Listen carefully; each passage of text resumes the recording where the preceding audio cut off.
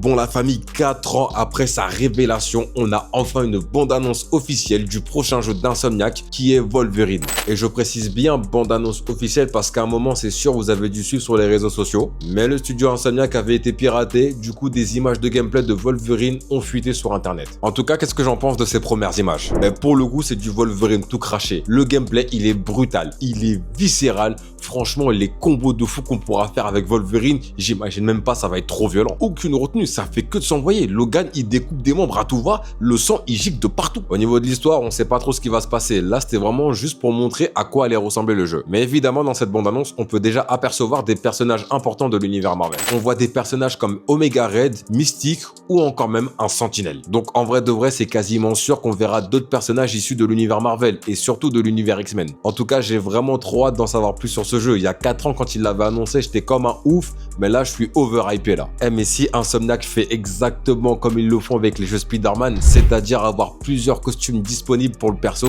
je m'imagine déjà faire les missions avec le costume marron et jaune de Wolverine ou bien le costume X-Force. Franchement, ça pourrait être incroyable. Ou même avec les costumes des films avec Hugh Jackman, franchement, on n'est pas à l'abri. Puisque dans les jeux Spider-Man, les costumes de Tom Holland, Andrew Garfield et Tobey Maguire sont également disponibles. Ou même imaginez la dinguerie, le costume de Wolverine Ultimate est également disponible dans le jeu. Franchement, le costume rouge et noir, il a trop de flow, c'est une dinguerie. On n'a pas de date précise pour l'instant, mais la sortie est prévue pour l'automne 2026. Et moi, je vous le dis, on va faire chauffer la PS5. En tout cas, affaire à suivre. Et vous en commentaire, dites-moi ce que vous avez pensé de cette bande-annonce et donnez-moi votre hype sur 10.